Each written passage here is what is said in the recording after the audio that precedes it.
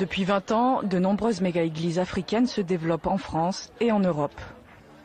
Ces églises ont une mission précise, voir le cœur des Européens revenir à Dieu. Avec ses 2000 paroissiens, ICC, Impact Centre Chrétien, est l'une des plus grandes églises évangéliques de France. Elle est aussi membre de la Fédération protestante. Cette église fait aujourd'hui ses combles. Yvan Castanou est l'un des fondateurs de l'église. Formé à l'Institut biblique de Paris, il est aujourd'hui le pasteur principal. J'ai reçu la conviction que Dieu m'appelait à être pasteur. J'ai résisté. J'ai jamais voulu quitter mon école de commerce pour aller être pasteur, parce qu'à l'époque, ça n'avait pas une bonne réputation, pasteur. Mais j'ai obéi. Et c'est vrai que j'étais déjà passionné pour voir les gens être transformés, parce que moi-même, j'avais été embrasé par la rencontre avec Dieu. Et donc on a commencé, on a créé une association, on a cherché une salle, on a commencé, il y avait une dizaine de personnes. Et puis voilà, aujourd'hui on en est. Tout ce qui vient de Dieu, ça part toujours petit pour s'étendre après. Entre deux cultes, il peaufine sa prédication avant d'entrer en scène. Dans la régie télé, la diffusion du culte en direct peut commencer. Ok, on y va tout le monde, décompte pour le streaming et le record. 5, 4, 3, 2, 1, on enregistre. Dans la salle, des Congolais, des Ivoiriens, mais aussi des Antillais et quelques Français métropolitains.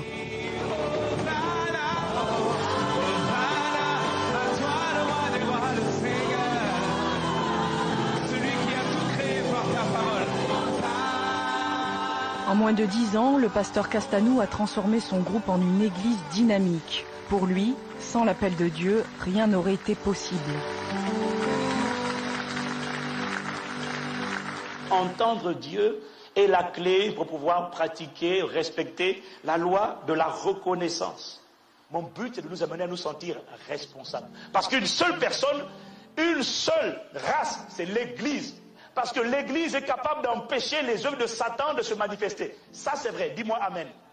L'Église doit à la fois être un centre de refuge, ça doit être à la fois un centre de convivialité, mais bref, c'est un environnement où on vient, on rencontre Dieu, et puis on rencontre des frères et des sœurs, et par cette communion, par l'enseignement de la parole de Dieu, par la passion pour Dieu, par la présence de Dieu, l'adoration, à un moment donné, la vie des gens est transformée. Nous n'essayons pas de discerner qu'est-ce qui se passe. Plutôt qu'un coach, je suis plus un motivateur, celui qui booste les gens. Celui qui dit aux gens, écoute, Dieu t'aime comme tu es, mais il t'aime trop pour te laisser tel que tu es. Voilà. Donc tu peux devenir mieux que ce que tu es aujourd'hui. On n'est pas juste pédagogique, on ne culpabilise pas, mais on donne aux gens l'envie. On fait appel aux sentiments élevés. Et ça fait toute la différence, je vous garantis. Au lieu de dire à une personne, au lieu de dire à quelqu'un, si tu fais ça, tu vas aller en enfer, si tu commets l'adultère, tu vas aller en enfer, ok? On lui dit, mais écoute, tu n'es pas n'importe qui, quand même, valorise-toi, tu es le temple du Saint-Esprit, tu es un chef-d'œuvre de Dieu. Si cet homme te veut, il n'avait qu'à t'épouser. Si tu n'es pas qui habille, l'amour à petit prix. Voilà, il n'a pas à t'avoir à petit prix. Voilà, ça c'est de la motivation. Et puis la personne dit, yes, c'est vrai, yes, je ne suis pas n'importe qui. Ce sont des églises pour espoir, qui mettent l'accent sur le changement, sur un Dieu de grâce, un Dieu qui efface l'ardoise des péchés, et un Dieu qui permet un nouveau commencement, qui permet une nouvelle naissance.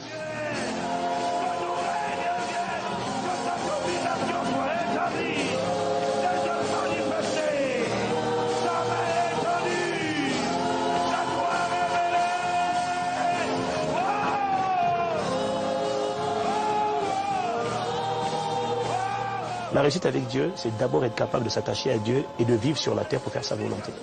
Quand je parle de réussite, ce que j'essaie de dire aux gens, c'est juste qu'en fait, quand on vient à Christ, il transforme notre vie et tous les domaines de notre vie doivent être impactés et doivent porter du fruit. Le mot impact, c'est un mot de la communication, mais c'est un mot militaire, qui a cette idée d'un évangile puissant, d'un évangile qui frappe. Et si vous prenez tous les mots de la charte, vous êtes étonné de voir combien on parle de puissance, on parle d'efficacité. Depuis 5 ans, Philippe Lépine est l'un des rares serviteurs blancs de l'Église. Une fois par semaine, il anime des cours bibliques pour éclairer les nouveaux convertis. Un enseignement conçu par le pasteur Castanou. C'est Dieu, il est un, c'est la Trinité. Dieu est un, mais il est révélé en 3 personnes, distinctes mais totalement, c'est-à-dire unies. Le Père, le Fils, le Saint-Esprit. Jésus a toujours localisé... Pour toucher les gens, il faut annoncer l'évangile de manière simple, de manière pratique, de manière assimilable. C'est des principes simples de vie qu'on enseigne chaque dimanche. Et quand ils sortent de là, ils savent ce qu'ils peuvent mettre en pratique. On est dans la logique de répandre la culture du royaume. C'est une culture, c'est pas une religion, c'est une culture. C'est-à-dire c'est un système de pensée, c'est un mode de vie. En fait, être chrétien, véritablement, pas au sens religieux du terme, mais au sens biblique du terme, ce n'est pas aller à l'église tous les dimanches. Être chrétien, être en Christ, c'est un style de vie. C'est manifester le style de vie de Christ sur la terre. C'est quoi le signe qui montre que nous avons reçu le Saint-Esprit? Moi, le Saint-Esprit m'aide à rendre chaque partie de ma vie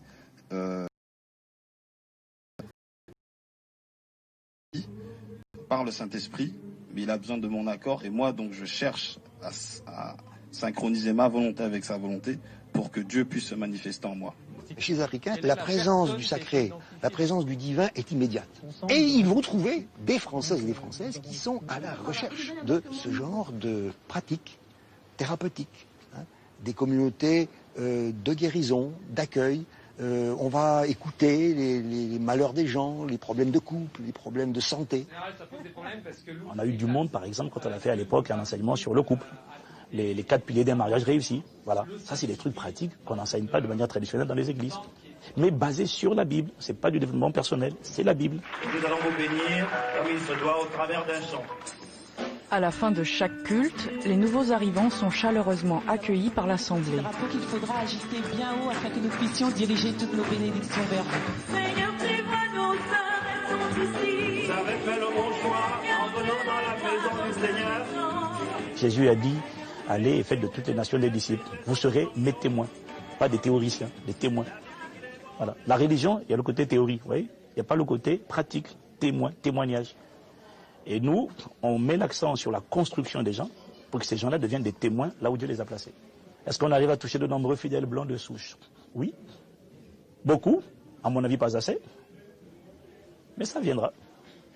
Déjà ça vient, puis ça continuera de se renforcer. Pour assurer son expansion, ICC développe des cellules de maison appelées groupes d'impact. Dans la région parisienne, il en existe 80. Entièrement dévoué à son église, Philippe encadre 3 de ces groupes dans l'Essonne. Souvent, le défi des méga-churches, c'est d'arriver à faire en sorte que les membres ne soient pas perdus dans une masse, mais retrouvent cette capacité à se relier les uns à les autres pour répondre à des questions qu'on ne peut pas traiter. Le groupe d'impact, c'est l'expression en fait d'ICC, mais à une échelle beaucoup plus réduite et qui a une vision un peu missionnaire, c'est de se déployer sur le terrain. Bonsoir, bonsoir. Vous allez bien? Avant toute chose, vraiment, nous saluons la présence du Saint-Esprit qui est là. Sans lui, vous savez, on pourrait partir. Hein. Ça ne serait pas grand-chose. Hein, mais c'est le Saint-Esprit qui a permis que nous soyons là ce soir. Donc, nous avons conscience que non seulement nous l'avons invoqué, nous savons qu'il est là, nous savons aussi que nous le transportons, le Saint-Esprit. Nous sommes dans la logique d'aller partout, Dieu permettra d'aller. C'est un vrai défi. Il faut évangéliser les foules, mais après, il faut asseoir. Ça, c'est l'enseignement qui fait ça. Il faut asseoir, il faut accompagner, il faut être patient, il faut être persévérant, il faut être endurant, parce que c'est pas facile. La Bible, c'est comme une lettre que Dieu envoie à chacun d'entre nous. Il a des choses à nous dire. Bon, une lettre d'amour, parce qu'il veut d'abord nous dire qu'il nous aime. Hein, et au travers du Saint-Esprit, il est clair. Le jour où nous acceptons Christ, peut-être dans notre environnement tout proche, notre conjoint, nos enfants, autres, vont peut-être pas comprendre.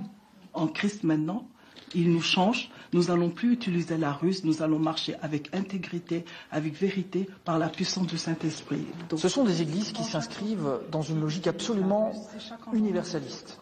L'ambition est très clairement d'impacter l'ensemble de la société française et pas uniquement une clientèle refermée sur elle-même. Pour exporter le modèle ICC et toucher un plus large public, le pasteur utilise des moyens de communication modernes. Tous les dimanches matins, l'église déploie son arsenal technologique pour diffuser les cultes hors des frontières. Ok, la carte, tu l'as su, c'est super. Au même moment, des modérateurs animent un forum sur les sites internet de l'église. Ils apportent des réponses aux internautes. Toute la force de frappe d'ICC est en marche. Notre objectif, c'est d'envahir la francophonie avec la culture du royaume. L'évangile, c'est une semence, c'est une graine qu'on plante. Il faut donner l'opportunité d'entendre ce message à tout le monde. Certains vont le rejeter, mais beaucoup vont l'accepter aussi. Donc il faut que tout le monde l'entende.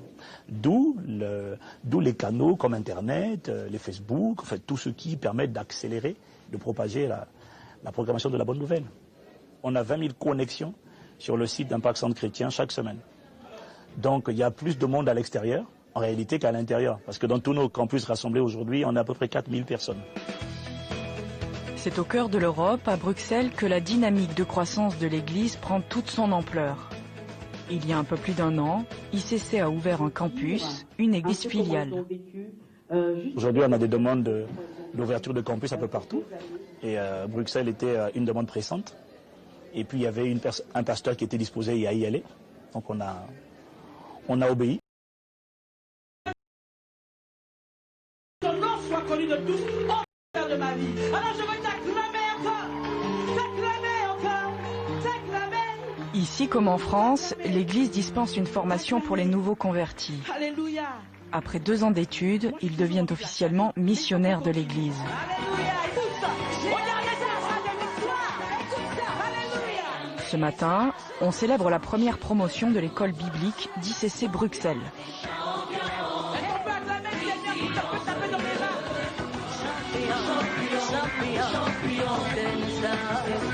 Alléluia. Ce sont des témoins. Pour l'occasion, le pasteur Castanou a fait le déplacement pour les récompenser. Il en profite pour leur rappeler leur vocation de disciples. Puissiez-vous, là où vous serez, là où vous irez, dans toutes les sphères d'influence, là où Dieu vous déploiera, puissiez-vous vraiment faire honneur, pas à Impact École Biblique, mais honneur au royaume, honneur au Saint-Esprit, honneur aussi à la parole que vous avez reçue. Nous te bénissons, Dieu Tout-Puissant. L'œuvre du pasteur Castanou est en pleine expansion.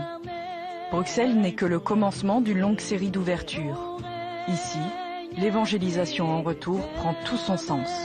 Je crois qu'on peut dire qu'on est dans une logique d'évangélisation en retour.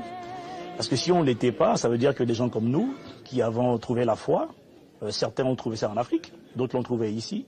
Si on n'était pas dans une logique d'évangélisation de l'Europe, de la France, on serait reparti en Afrique être pasteur.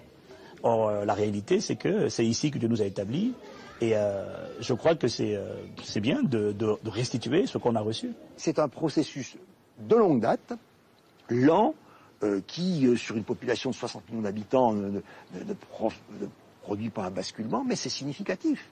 C'est très visible dans la région parisienne, ça l'est moins dans des régions de vieux terroirs protestants, mais je pense que c'est un phénomène de fond. Je pense que l'évangélisation à l'envers, ce n'est pas simplement un slogan, c'est véritablement une dynamique d'avenir, c'est l'avenir chrétien de l'Europe à bien des égards.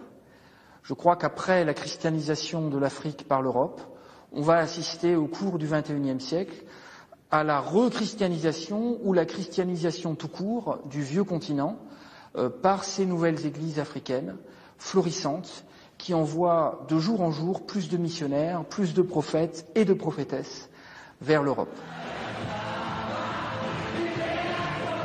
À l'est de l'Europe, en Ukraine, l'évangélisation en retour donne des résultats inattendus. Depuis la chute du communisme, le pays est devenu un Eldorado pour les missionnaires évangéliques étrangers. Sur ce terreau favorable, un Nigérian a bâti son empire religieux. Il s'appelle Sunday Adelaya et l'ambassade de Dieu est son œuvre. En moins de 15 ans, ce pasteur a construit 400 lieux de culte à travers tout le pays. Aujourd'hui, 100 000 Ukrainiens fréquentent son église.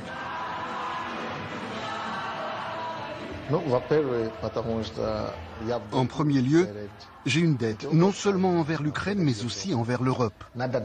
Il faut démontrer à l'Européen contemporain du XXIe siècle que Dieu n'est pas mort. Que Dieu, ce n'est pas simplement une religion creuse. Que Dieu est vivant. Et qu'il est capable de guérir toutes les maladies et de résoudre tous les problèmes de la société, y compris d'un individu. Mais on peut dire que ce n'est que le début, ce n'est que la fondation qu'on met en place. Depuis son indépendance, l'Ukraine est confrontée aux ravages de l'alcool et de la drogue. Chaque année, 45 000 enfants en sont victimes. L'ambassade de Dieu a fait de ce fléau national sa priorité. À Kiev, elle a créé plusieurs centres de désintoxication. Elle prend en charge l'accueil et le suivi des toxicomanes. Ce centre a ouvert ses portes il y a 2 mois à peine. Il accueille déjà une quinzaine de toxicomanes, isolés de l'extérieur pendant 6 mois. Andrei est un ancien drogué. Il s'occupe à son tour des malades. Pour lui, nul besoin de médicaments pour guérir. Мы поняли, что мы спасены не просто для того, чтобы не колоться, для того, чтобы не употреблять. La parole de Dieu est vive et efficace. Lorsque tu l'acceptes, tu l'avales comme un médicament. Elle est dissoute, elle devient chair. Elle a une influence sur tous tes organes. La parole de Dieu parle de toutes les maladies. Elle guérit tout. La morosité, la surdité, l'addiction narcotique, alcoolique. La drogue est l'addiction spirituelle. La parole de Dieu contient le Saint-Esprit. Lorsque tu l'absorbes avec la foi, et sans foi, il est impossible de croire à cette force. Si cette parole de guérison relève l'ancien drogué, c'est surtout grâce à la prédication enflammée du pasteur Sunday. Ce matin, il rend visite aux résidents en cure. Il les encourage à persévérer et à se consacrer totalement à Dieu.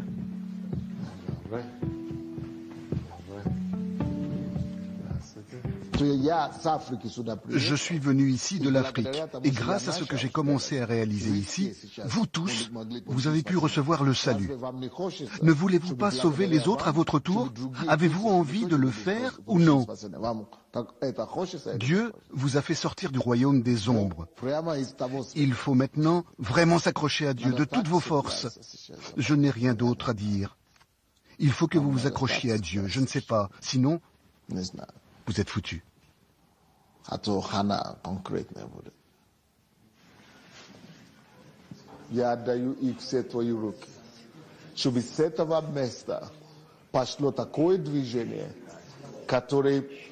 прикоснется ко всей Европе, прикоснется изменить жизнь миллионов. И дай каждому из них, Господь, стать инструментом, который ты будешь использовать, чтобы являть Твою славу и силу до края земли. Тебе слава и хвала Божия во имя Иисуса Христа. Аминь. Прославляйся исцеление, за освобождение святых. Мы благодарим за наши семьи. Ce sont la foi et les principes de la Bible qui conquièrent les âmes.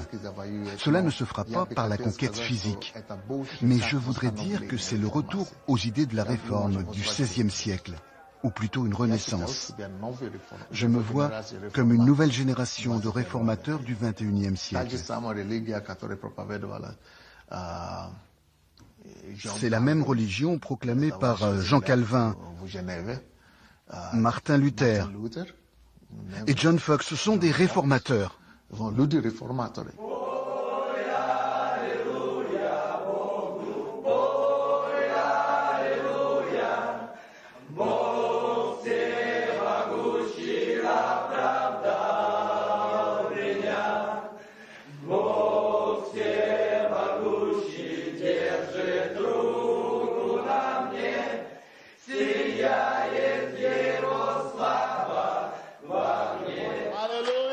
On n'est pas simplement là dans le show et dans le discours, même si de l'extérieur c'est le sentiment qu'on peut avoir. Il y a une très forte pratique concrète de la solidarité au sein de cette Église, avec notamment une action sociale très visible dans l'agglomération de Kiev et qui a séduit beaucoup de populations souvent confrontées à une très grande précarité. Foule des grands jours dans le chapiteau qui fait office de lieu de culte. Tous les dimanches matins, c'est le même rituel. Les fidèles se pressent sur la scène pour témoigner de leur nouvelle vie. Je m'appelle Elena, j'ai perdu mon mari et je suis tombée en dépression pendant 12 ans. À présent, j'ai ma propre affaire, une agence immobilière, je vends des appartements. Dieu vous a aidé à surmonter votre dépression et vous a donné votre propre business. Oui, c'est bien ça, depuis 2005, je suis libérée. Dieu vous a amené à l'église et vous a libéré de la dépression et il vous a donné votre affaire. Maintenant, j'ai mon business et j'aide les gens à trouver un logement. Dieu soit loué. Merci à vous. Bonjour pasteur, bonjour chers fidèles de l'église. Après ma 3e sortie de prison, j'étais complètement perdu. À cette époque, j'avais 30 ans. Et vous savez, après 15 ans de toxicomanie, on est seul et très malade. Vous comprenez? 3 peines de prison. 3 condamnations. Oui, et 15 ans de toxicomanie. Depuis 8 ans que je suis fidèle à cette église, ma vie a changé radicalement. Ici, dans la salle, il y a ma femme. Donc, Dieu t'a sauvé. Celui qui vient dans cette église obtient une nouvelle vie. Changement de décor. Pour mieux déployer sa mission, l'ambassade de Dieu s'implante dans tous les quartiers de la capitale. Ces dernières années, des dizaines d'assemblées locales ont ainsi vu le jour. À leur tête, d'anciens toxicomanes. Ils portent à leur tour la parole de l'Église. Touché par le charisme de Sunday Adelaya, le pasteur Roman reconnaît que son œuvre n'est pas le fruit du hasard.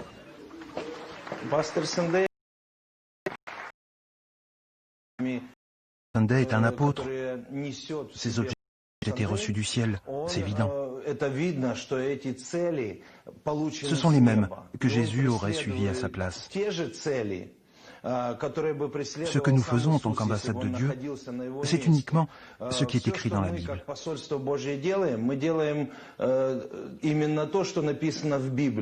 Вы знаете, если мы хотим быть победителями, а мы призваны быть победителями, церковь является инструментом для завоевания мира. L'Église est un instrument à conquérir le monde. C'est un instrument à révéler les principes du royaume de Dieu dans notre société. Elle doit mener la guerre, des actions offensives, afin de chasser Satan des territoires par les principes du royaume, tels que l'amour, la justice, la sainteté, l'honnêteté. Et cela passe par la conquête des territoires et des âmes humaines. Ce travail d'évangélisation de la société ukrainienne s'adresse aussi aux plus jeunes. Dans la banlieue de Kiev, l'ambassade de Dieu est présente dans une école à travers le mouvement Jeunes Patriotes. Ici, l'Église dispense des cours d'éducation civique avec l'accord implicite de l'État. Mais l'objectif principal est clair, inculquer la religion aux enfants. L'objectif du mouvement patriote est d'amener les enfants à Dieu. Mon travail initial consiste à prendre des mesures préventives auprès des couches sociales fragiles, des familles concernées par l'alcool, la cigarette, la drogue et le sida. Nous nous positionnons comme une ONG, mais pas comme l'Église. Mais ce n'est pas pour leur mettre le grappin dessus, c'est juste pour leur faire connaître Dieu. Ça donne des résultats et les autorités les voient, car c'est la meilleure solution pour la société. Молодежно-патриотическое движение – это движение, поэтому оно должно двигаться. Поэтому мы каждый день что-то должны делать. В первую очередь, как каждый из лидеров, мы в первую очередь должны работать над своим характером. Natalia est une disciple du pasteur Sunday. Une fois par semaine, elle incite les écoliers à appliquer les valeurs morales défendues par l'Église. Pour distinguer les meilleurs éléments, l'ambassade de Dieu distribue des foulards aux couleurs de l'Ukraine. Un garçon dans ma classe veut lui aussi porter le foulard et je lui ai dit qu'il devait devenir meilleur pour l'avoir et il a commencé à faire des progrès. Vous faites un bon travail. Je salue vos efforts. Vous êtes les plus fidèles, les plus forts. Vous réussirez, vous serez les leaders et aiderez la vie des autres à changer, comme la vôtre a été changée. Il y a environ 50 enfants, mais j'ai l'objectif d'en avoir 500 par an. Mon but dans cette école est de repérer les futurs leaders, de les former pour qu'ils soient prêts à proclamer ces principes dans d'autres écoles. Je vois en eux les futurs patriotes, les futurs leaders qui changeront le pays.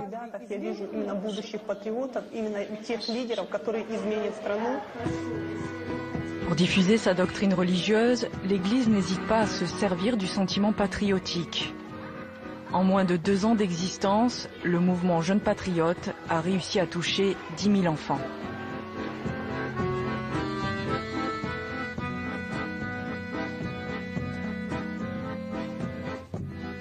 Chaque dimanche, l'ambassade de Dieu attire de nouveaux venus. Le public, toujours plus nombreux, se presse à ses portes. Parmi eux, des personnes en perte de repères, mais aussi de jeunes cadres en quête de sens. C'est un jour très important dans votre vie. C'est le jour de votre naissance spirituelle. Ce sera un jour très heureux pour vous. Vous vous êtes tourné vers Dieu, c'est un virage à 180 degrés. Vous apprendrez comment parler à Dieu, comment l'aimer et le comprendre. Il deviendra votre ami. Les alcooliques et les toxicomanes ont un grand potentiel. Et Dieu nous a ordonné de les amener à lui.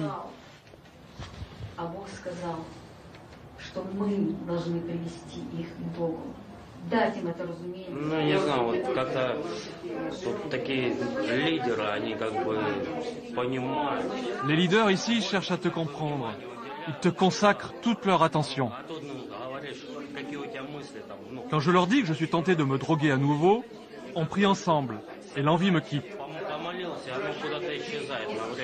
Mais la tentation revient. Et heureusement, la prière m'aide à résister.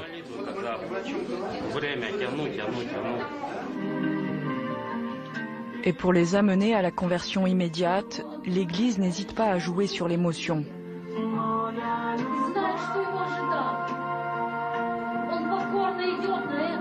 Mais pour être pleinement acceptés, les nouveaux fidèles doivent se repentir collectivement.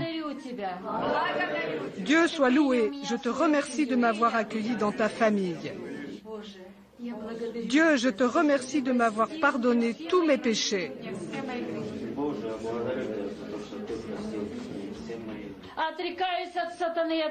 Je renonce à Satan, qui est de notre Dieu Jésus-Christ.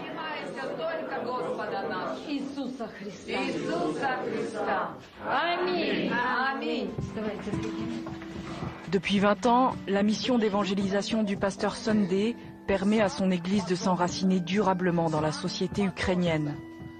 Désormais, l'ambassade de Dieu peut conquérir le reste de l'Europe.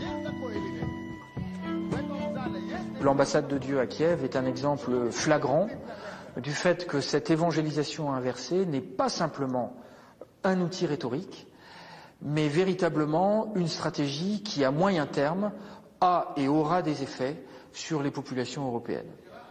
Si ça marche à Kiev et en Ukraine, dans un contexte où par ailleurs les Africains sont globalement assez mal vus, ça peut marcher n'importe où. Господь, мы благодарим Тебя за это слово.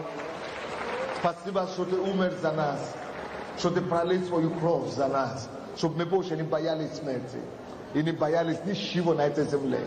Ты говоришь, Ты не оставишь и не покинешь.